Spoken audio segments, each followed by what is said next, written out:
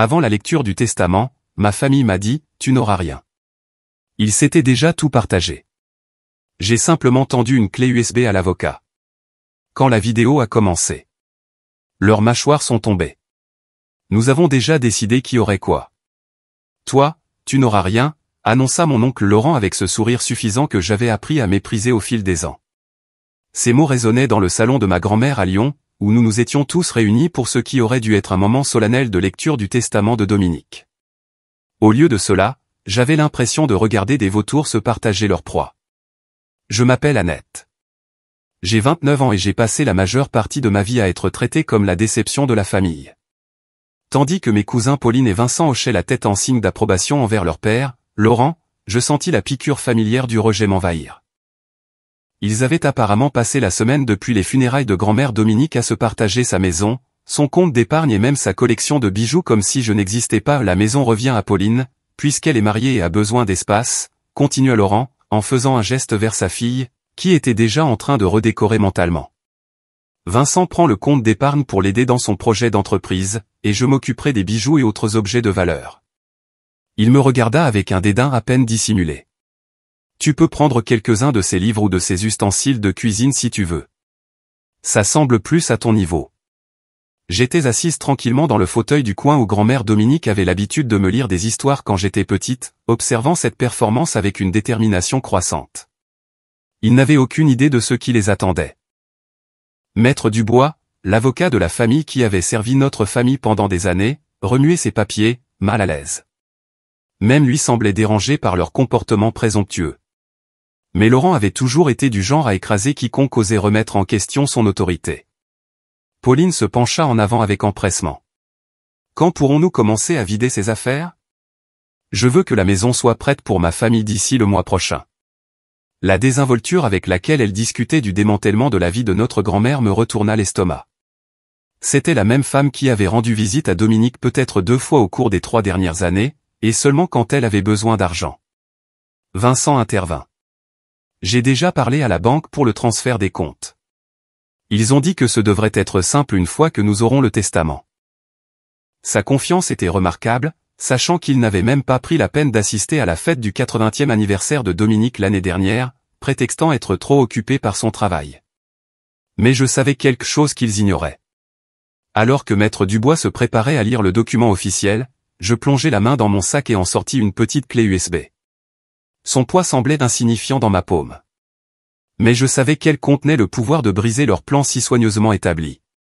Dominique avait été bien plus intelligente qu'aucun d'entre eux ne le réalisait, et elle s'était préparée à ce moment précis avec la précision de quelqu'un qui avait observé la vraie nature de sa famille se révéler au fil des ans. Grandir dans cette famille m'avait appris très tôt que l'amour était conditionnel, et apparemment, je n'avais jamais rempli les conditions. Laurent avait toujours été l'enfant prodige dans la maison de Dominique, ou du moins c'est ce que tout le monde croyait. Il était le conseiller en gestion de patrimoine à succès qui conduisait des voitures chères et vivait dans le prestigieux 6e arrondissement. Pauline suivit ses traces, épousant un médecin et ayant 2 enfants qui étaient exhibés comme la fierté et la joie de la famille. Vincent, bien que plus jeune et moins établi, avait hérité de l'arrogance et du sentiment de droit de Laurent. Et puis il y avait moi, la fille du plus jeune enfant de Dominique, décédée dans un accident de voiture quand j'avais 12 ans. J'étais venu vivre avec Dominique, non par choix, mais par nécessité. Mon père n'avait jamais fait partie de ma vie, et avec la disparition de ma mère, Dominique était ma seule famille. Tandis que Laurent et ses enfants me voyaient comme un fardeau, Dominique m'avait accueilli à bras ouverts et avec une chaleur sincère que je n'avais jamais connue auparavant. « Tu es mon petit rayon de soleil », me disait Dominique pendant ces premières années où le chagrin menaçait de me consumer. Elle s'asseyait avec moi pendant des heures, m'aidant avec mes devoirs, écoutant mes craintes de m'intégrer à l'école, et m'assurant que j'avais ma place dans son cœur, sinon nulle part ailleurs. Alors que les visites de Laurent étaient brèves et axées sur ce que Dominique pouvait faire pour lui, je passais chaque jour après l'école dans sa cuisine, apprenant ses recettes et écoutant les histoires de sa vie. L'ironie ne m'échappait pas que Laurent, qui avait bâti sa carrière en conseillant les gens sur la planification financière et la gestion de patrimoine familial, avait complètement mal compris les intentions de sa propre mère. Il voyait Dominique comme une femme vieillissante qui avait besoin de ses conseils et de sa protection, ne reconnaissant jamais qu'elle avait encore l'esprit aussi vif qu'une lame et était parfaitement capable de prendre ses propres décisions. Pauline appelait de temps en temps pour se plaindre de son mari ou demander de l'aide pour les dépenses des petits-enfants, tandis que Vincent traitait Dominique comme un distributeur automatique de billets, se présentant chaque fois que son dernier projet d'entreprise avait besoin de financement. Mais moi, j'avais été là à travers tout. Lorsque Dominique a été diagnostiqué diabétique, j'ai appris à surveiller sa glycémie et à préparer des repas adaptés. Quand elle est tombée et s'est cassé la hanche à 78 ans, j'ai pris un congé de mon travail chez ALP Ingénierie pour m'occuper d'elle pendant sa convalescence. Pendant que les autres étaient occupés par leur propre vie, c'est moi qui la conduisais à ses rendez-vous chez le médecin, organisais ses médicaments et m'assurais qu'elle ne se sente jamais seule ou oubliée. Dominique avait remarqué la différence de traitement, bien qu'elle en parlât rarement directement. Parfois, je la surprenais à observer les interactions de Laurent avec une expression triste, où je la voyais secouer la tête lorsque Pauline se dépêchait de terminer un appel téléphonique sans demander comment Dominique se sentait. Elle avait une façon d'observer le caractère des gens qui venaient de décennies d'expérience, et elle avait pris des notes minutieuses sur nous tous pendant des années. La profondeur de sa conscience allait bientôt tous les choquer. Le moment qui a tout changé s'est produit 6 mois avant la mort de Dominique, bien que je n'ai pas réalisé son importance à l'époque. J'étais arrivé chez elle pour notre dîner dominical habituel et l'avais trouvée assise à sa table de cuisine, les larmes aux yeux. Laurent venait de partir après ce qui semblait être une conversation animée, et Dominique avait l'air plus blessée que je ne l'avais jamais vu. « Il pense que je perds la tête », dit-elle doucement, en s'essuyant les yeux avec un mouchoir. Laurent est venu ici aujourd'hui avec des papiers d'un avocat pour essayer de me faire signer une procuration en sa faveur.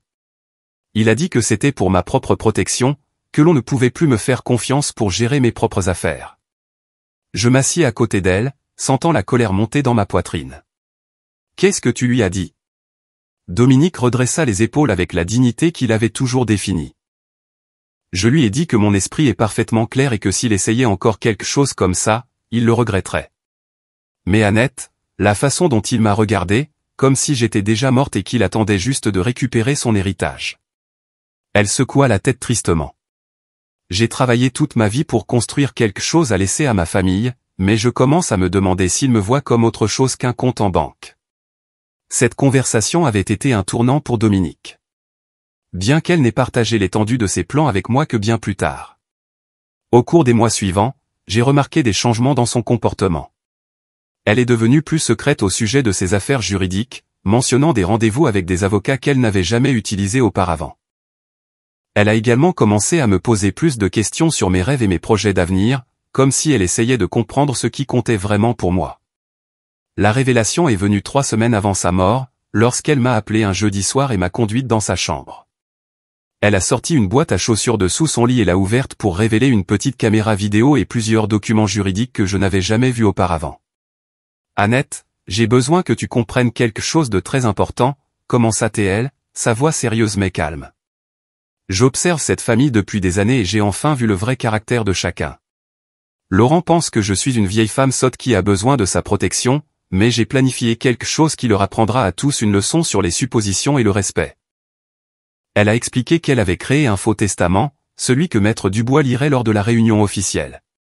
Il était conçu pour paraître assez plausible pour que Laurent et ses enfants croient qu'il reflétait ses intentions réelles. Mais le vrai testament, me dit-elle, était enfermé dans un coffre-fort au Crédit Lyonnais en ville, avec des instructions pour son véritable avocat, Maître Théodore Lemoine. La lecture sera tout un spectacle, dit Dominique avec une lueur malicieuse dans les yeux qui me rappela pourquoi je l'avais toujours tant aimé. Le jour de la lecture du testament arriva, gris et brumeux, un temps typiquement lyonnais qui semblait correspondre à l'humeur de la famille. Laurent avait insisté pour que nous nous réunissions chez Dominique plutôt qu'au bureau de Maître Dubois, affirmant qu'il serait plus approprié de régler les affaires familiales dans un environnement familier. Ce qu'il voulait vraiment, c'était garder le contrôle des procédures et s'assurer que tout se déroulerait selon son plan prédéterminé.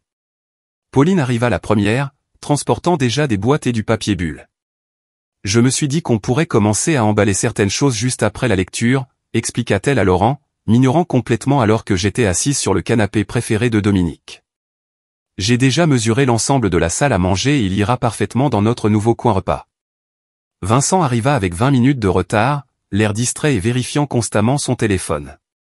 Désolé, je m'occupais de certains investisseurs, dit-il, bien que je soupçonne qu'il avait bu la veille au vu de son apparence. Alors, combien de temps ça va prendre ? J'ai une conférence téléphonique à 15 heures. Le mépris désinvolte qu'il montrait pour la mémoire de Dominique me serra le cœur, mais cela renforça aussi ma détermination. Il n'avait aucune idée que leur grand-mère avait été bien plus perspicace qu'il ne lui en avait jamais accordé le crédit. Alors qu'il voyait une femme vieillissante qui avait besoin de leurs conseils, Dominique avait soigneusement orchestré une leçon sur le caractère et les conséquences qui allaient remodeler leur compréhension de la dynamique familiale pour toujours. Maître Dubois arriva précisément à 13 heures, portant sa mallette et arborant l'expression d'un homme sur le point de livrer une nouvelle malvenue. Il avait travaillé avec notre famille pendant plus de 15 ans, s'occupant de diverses affaires juridiques, et je pouvais dire qu'il était mal à l'aise avec le comportement présomptueux de Laurent. Maître Dubois était de la vieille école dans son approche des procédures juridiques, croyant que les testaments devaient être lus avec dignité et respect plutôt que d'être traités comme une liste de courses. Avant de commencer, annonça Laurent, se levant comme s'il présidait une réunion de conseil d'administration. Je veux que tout le monde comprenne que nous avons déjà discuté de la répartition pratique des biens de mère. Pauline prendra la maison puisqu'elle a une famille. Vincent s'occupera des comptes financiers pour aider à l'expansion de son entreprise, et je gérerai les objets de valeur et les effets personnels. Cela devrait rendre la lecture réelle beaucoup plus efficace. Maître Dubois le regarda avec une désapprobation à peine dissimulée. Monsieur Laurent, le but de cette réunion est de lire le testament de votre mère et de connaître ses véritables souhaits. Toute décision concernant la distribution doit être basée sur ses instructions légales, et non sur des suppositions familiales. Bien sûr, fit Laurent d'un geste dédaigneux. Mes mères et moi avons discuté de ces arrangements à plusieurs reprises. Elle comprenait que je saurais comment tout gérer de manière appropriée. J'avais entendu ce mensonge tant de fois au fil des ans qu'il ne m'affectait presque plus. Laurent avait une capacité remarquable à réécrire l'histoire en sa faveur, se convainquant que des conversations qui n'avaient jamais eu lieu étaient en fait des sessions de planification détaillées. Dominique s'était plainte à plusieurs reprises de sa tendance à prendre des décisions en son nom sans consulter ses préférences réelles. Pauline prenait déjà des photos de divers meubles avec son téléphone, tandis que Vincent s'était aventuré dans la cuisine pour examiner la collection d'appareils électroménagers vintage de Dominique. Leur comportement était si insensible que même Maître Dubois semblait déconcerté par leur manque de décorum élémentaire. C'était censé être un moment pour honorer la mémoire de Dominique et apprendre ses dernières volontés, mais il l'avait transformé en une chasse au trésor. Alors que Maître Dubois ouvrait sa mallette et sortait le document à l'allure officielle qui servirait de faux testament, je cherchais dans mon sac la clé USB que Dominique m'avait donnée. Le poids de celle-ci semblait vibrer d'anticipation, comme un battement de cœur comptant les secondes jusqu'au moment où tout changerait. Le plan de Dominique était sur le point de se dérouler exactement comme elle l'avait conçu, et j'étais la seule dans la pièce à comprendre ce qui allait se passer. Maître Dubois s'éclaircit la gorge et commença à lire le faux testament de sa voix juridique formelle. Moi, Dominique Élisabeth Leroy, saine d'esprit et de corps, déclare par la présente que ceci est mon dernier testament. Le document était soigneusement rédigé pour paraître authentique, tout en contenant juste assez d'ambiguïté pour que Laurent et ses enfants soient confiants dans leurs arrangements prédéterminés. Tandis que Maître Dubois lisait le langage juridique standard sur les dettes et les arrangements funéraires, je regardais l'expression de Laurent devenir de plus en plus satisfaite. Pauline hochait la tête, calculant mentalement la valeur des divers legs, tandis que Vincent semblait s'ennuyer des formalités, impatient d'en arriver aux détails financiers. Aucun d'eux ne remarqua que Maître Dubois me jetait des regards curieux, comme s'il sentait qu'il y avait plus dans cette situation qu'il n'y paraissait. À mon fils Laurent, continua Maître Dubois. Je lègue ma collection personnelle de bijoux et le mobilier de la maison, reconnaissant sa responsabilité en tant que chef de famille. Laurent sourit à cela, planifiant probablement déjà comment liquider les bagues en diamant et les bracelets en or de Dominique. À ma petite fille, Pauline, je lègue ma maison et ma propriété, confiant qu'elle fera bon usage de l'espace pour sa famille grandissante. Pauline bondit presque de sa chaise d'excitation. Je savais qu'elle comprendrait, murmura-t-elle à Vincent. Grand-mère a toujours dit que la maison devait rester dans la famille. C'était complètement faux. Dominique ne m'avait jamais exprimé un tel sentiment, et j'avais passé beaucoup plus de temps avec elle que Pauline au cours de la dernière décennie. Mais Pauline avait le don de créer de faux souvenirs qui soutenaient ses désirs, tout comme son père. À mon petit-fils, Vincent, lui Maître Dubois, je lègue mes comptes d'épargne et d'investissement, en espérant qu'il utilisera cette base pour construire un avenir prospère.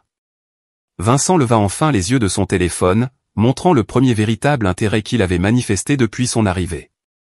Les comptes de Dominique contenaient près de 50 000 €, ce qui serait un coup de pouce significatif pour n'importe quel projet d'entreprise qu'il poursuivait actuellement. Puis, Maître Dubois arriva à la section que Laurent attendait.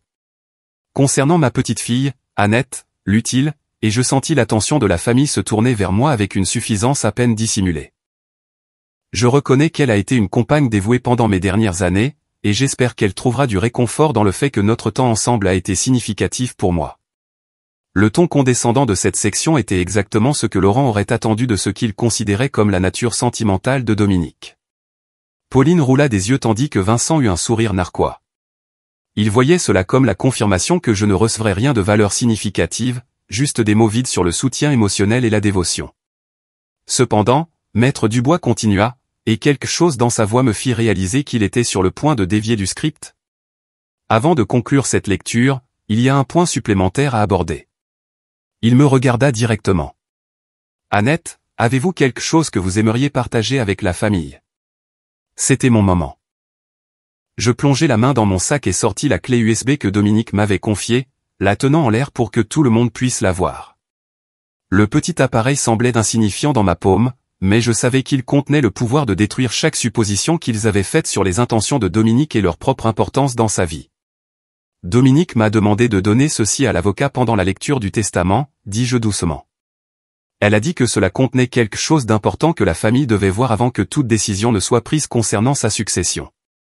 L'expression confiante de Laurent vacilla légèrement. Qu'est-ce que c'est? Mère ne m'a jamais parlé de vidéo ou d'enregistrement. Maître Dubois prit la clé et se dirigea vers l'ordinateur portable de Dominique, qui était toujours installé sur son bureau dans le salon. Voyons ce que Dominique voulait que nous sachions. L'écran de l'ordinateur portable s'illumina et soudain, le visage de Dominique apparut avec une netteté saisissante. Elle était assise dans sa chambre, portant le cardigan bleu que je lui avais offert pour son anniversaire, regardant droit dans la caméra avec une expression de détermination que je lui avais rarement vue. L'horodatage dans le coin indiquait que l'enregistrement avait été réalisé juste 2 semaines avant sa mort, alors qu'elle était supposément trop fragile pour gérer ses propres affaires. « Bonjour ma famille », commença Dominique, sa voix claire et forte. « Si vous regardez cet enregistrement, cela signifie que mon testament a été lu et que vous croyez comprendre mes dernières volontés. J'ai bien peur que vous vous trompiez. » La pièce devint complètement silencieuse. Le visage de Laurent avait pâli tandis que Pauline et Vincent échangeaient des regards confus. Maître Dubois se pencha en avant, clairement aussi surpris que tout le monde par ce développement. « J'ai passé les derniers mois à vous observer tous révéler vos vrais caractères, » continua Dominique. « Et je dois dire que je suis profondément déçu par ce que j'ai observé. Laurent, tu m'as traité comme une enfant incompétente qui a besoin de ta protection tout en me pressant constamment de te céder le contrôle de mes biens. Tu me vois comme un fardeau à gérer plutôt que comme une personne méritant le respect. » Laurent se leva d'un bond de sa chaise. « C'est ridicule. » Mère était clairement confuse dans ces dernières semaines. Elle prenait des médicaments qui affectaient son jugement. La voix de Dominique dans l'enregistrement sembla répondre directement à son objection. Je sais que certains d'entre vous prétendront que cet enregistrement a été fait pendant une période d'incompétence mentale. Mais laissez-moi être très clair sur mon état d'esprit. La semaine dernière, j'ai effectué des calculs mathématiques complexes avec mon conseiller financier, révisé mes polices d'assurance et eu une longue discussion avec mon médecin sur les options de traitement. Mon esprit est parfaitement vif, et mes décisions sont basées sur des années d'observation attentive. Pauline fixait l'écran avec horreur. « Grand-mère, qu'est-ce que tu dis?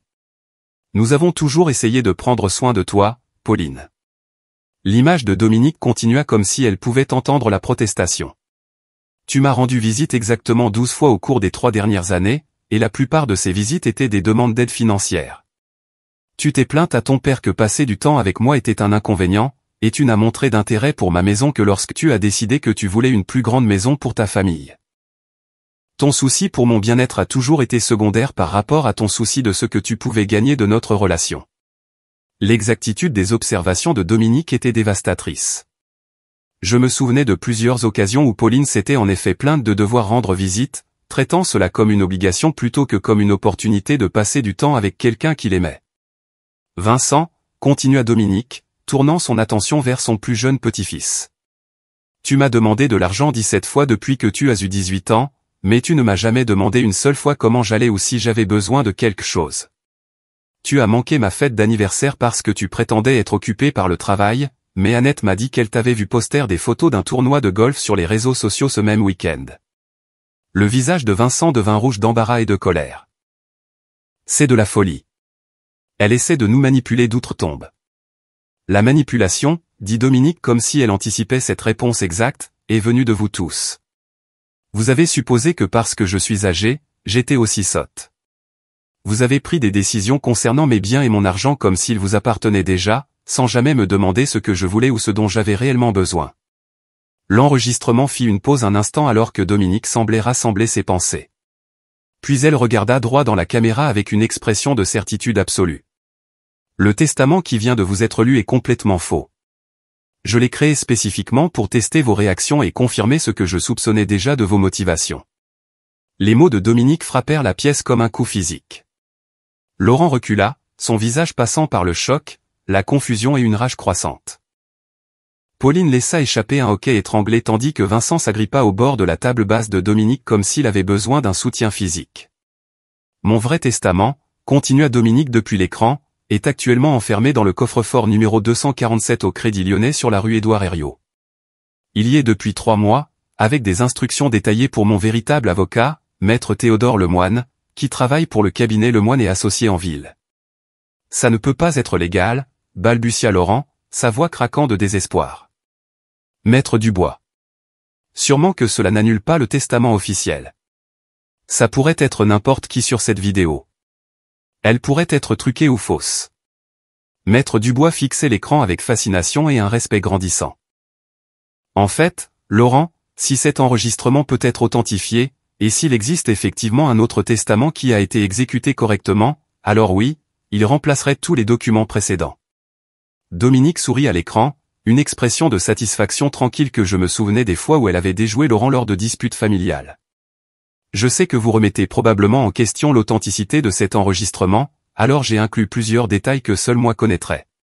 Laurent, tu as une cicatrice sur l'épaule gauche après être tombé de ton vélo quand tu avais 9 ans, en essayant d'impressionner Sophie Lefebvre de l'autre bout de la rue. Pauline, tu dors toujours avec le lapin en peluche que je t'ai donné quand tu avais 6 ans, bien que tu aies dit à ton mari que tu l'avais jeté il y a des années.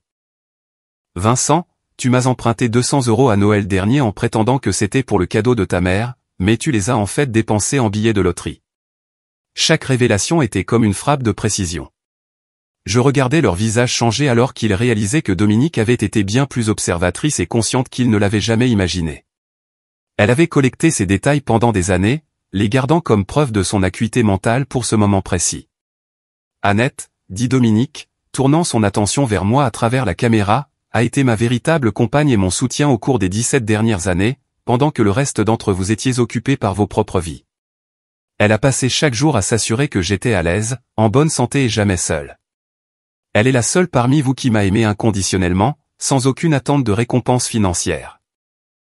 La chaleur dans la voix de Dominique lorsqu'elle parlait de moi était indéniable, et je sentis les larmes commencer à monter dans mes yeux. Même d'outre-tombe, elle me protégeait et me défendait encore. Par conséquent, annonça Dominique avec la finalité d'un juge rendant un verdict, je lègue l'intégralité de ma succession à Annette Leroy. Cela inclut ma maison, tous les comptes d'épargne et d'investissement totalisant environ 2,8 millions d'euros, ma collection de bijoux et tout autre bien que je possède au moment de mon décès. Le silence qui suivit fut profond et absolu. La bouche de Vincent pendait ouverte comme s'il avait oublié comment la fermer. Pauline émit un son entre un sanglot et un cri. Le visage de Laurent était devenu d'une teinte violette alarmante alors que les implications complètes de l'annonce de Dominique s'installaient. De plus, continua Dominique, appréciant clairement la minutie de sa révélation. Je veux que vous compreniez tous que cette décision n'a pas été prise par colère ou par dépit, mais après une mûre réflexion sur la façon dont chacun de vous m'a traité tout au long de ma vie. Annette a mérité cet héritage par 17 ans d'amour, de soins et de dévotion authentique. Le reste d'entre vous a supposé que vous le recevriez simplement parce que vous existez. À ce moment-là, comme si Dominique avait orchestré chaque détail avec une précision surnaturelle, le téléphone de la maison sonna. Maître Dubois jeta un coup d'œil à l'identification de l'appelant et ses sourcils se levèrent de surprise. C'est le cabinet Lemoine et Associés, annonça-t-il. Le timing était si parfait que cela semblait presque impossible. Mais je me souvenais de l'obsession de Dominique pour la ponctualité et de son amour pour le sens du drame. Elle avait clairement calculé exactement combien de temps la lecture du faux testament et la lecture de la vidéo prendraient, à la minute près. Maître Dubois répondit au téléphone et le mit sur haut-parleur. Ici Théodore Lemoine du cabinet Lemoine et Associés. Ma cliente Dominique Leroy m'a demandé de contacter ce numéro à exactement 14h30 aujourd'hui, 30 minutes après la lecture prévue de son testament. La famille Leroy est-elle présente? Nous sommes tous là, répondit Maître Dubois, sa voix soigneusement professionnelle malgré le chaos qui l'entourait. Excellent. J'ai le dernier testament de Dominique Leroy en ma possession, et je dois prendre rendez-vous pour exécuter correctement ses dernières volontés. Laurent retrouva enfin sa voix, bien qu'elle ne soit guère plus qu'un croassement. C'est une fraude. Tout ceci est un coup monté. Monsieur, répondit calmement Théodore Lemoine, je travaille avec Dominique Leroy depuis 4 mois pour m'assurer que ses dernières volontés sont juridiquement solides et correctement documentées. Chaque aspect de ce processus a été examiné par plusieurs avocats et notariés conformément à la loi française. Si vous souhaitez contester le testament, c'est certainement votre droit, mais je vous assure que tout a été fait correctement. Pauline parla enfin, sa voix tremblante de rage et d'incrédulité. Annette, tu savais pour ça? Tu l'as aidé à planifier toute cette mascarade? Je l'ai regardé chacun calmement, ressentant une paix que je n'avais pas connue depuis des années. Dominique m'avait donné plus qu'un simple héritage. Elle m'avait donné une validation et une justice après une vie passée à être traitée comme inférieure. Dominique m'a parlé de ses plans 3 semaines avant de mourir. Elle voulait que je comprenne ce qui se passait et pourquoi elle avait pris ses décisions. Espèce de petite sorcière manipulatrice, cracha Laurent, son sang-froid finissant par se briser complètement. Tu as empoisonné son esprit contre sa propre famille. Tu as transformé notre mère en une étrangère. Non, oncle Laurent, répondis-je doucement. Vous avez fait ça tout seul. La Dominique à l'écran semblait avoir un dernier message, comme si elle avait anticipé même cet échange. J'espère qu'un jour vous comprendrez tous que l'amour et le respect ne peuvent être ni achetés ni hérités. Ils doivent être mérités par des actions et des soins sincères. Annette a gagné mon amour et ma confiance chaque jour que nous avons passé ensemble. Je suis fier de tout lui laisser, et je sais qu'elle utilisera cet héritage avec sagesse et avec la même gentillesse qu'elle m'a toujours montrée. La vidéo se termina avec Dominique souriant directement à la caméra, son expression sereine et satisfaite. L'écran de l'ordinateur portable s'éteignit, nous laissant tous assis au milieu des conséquences de sa révélation parfaitement orchestrée. Le silence se prolongea jusqu'à ce que la voix de Théodore Lemoine se fasse entendre à travers le haut-parleur du téléphone. Je peux vous rencontrer tous demain matin à 9h pour examiner le testament officiel et commencer la procédure de succession. Mademoiselle Leroy, en tant que principale bénéficiaire, vous devrez apporter une pièce d'identité et être prête à signer plusieurs documents. J'y serai, dis-je, étonné de la fermeté de ma voix. Laurent, Pauline et Vincent restèrent assis dans un silence stupéfait alors que le poids de leur situation s'abattait enfin sur eux. Ils avaient tout perdu de ce qu'ils avaient supposé leur revenir de droit, et ils n'avaient personne à blâmer sinon eux-mêmes. Le plan de Dominique avait fonctionné à la perfection, et la justice avait enfin été rendue. Laurent, Pauline et Vincent firent face à des conséquences dévastatrices qui allaient bien au-delà de leur déception financière. Laurent perdit son poste de conseiller en gestion de patrimoine lorsque plusieurs clients apprirent la situation familiale et remirent en question son jugement et son caractère, se demandant comment quelqu'un qui ne pouvait pas comprendre la planification successorale de sa propre mère pouvait être digne de confiance avec leurs investissements. Sa réputation dans la communauté financière lyonnaise fut définitivement endommagée lorsque la rumeur se répandit sur la façon dont il avait fait pression sur une cliente âgée, sa propre mère, pour qu'elle signe une procuration, et avait présomptueusement partagé ses biens avant même que son testament ne soit lu. Pauline et son mari furent contraints d'abandonner leur projet d'une plus grande maison et firent face à des tensions continues dans leur mariage lorsqu'il apprit ses années de négligence envers Dominique tout en s'attendant à un héritage. Les projets d'entreprise de Vincent s'effondrèrent lorsque des investisseurs potentiels découvrirent son attitude de droit envers la richesse familiale et sa manie de demander de l'argent à des parents âgés, ce qui les fit douter de son éthique de travail et de sa responsabilité financière.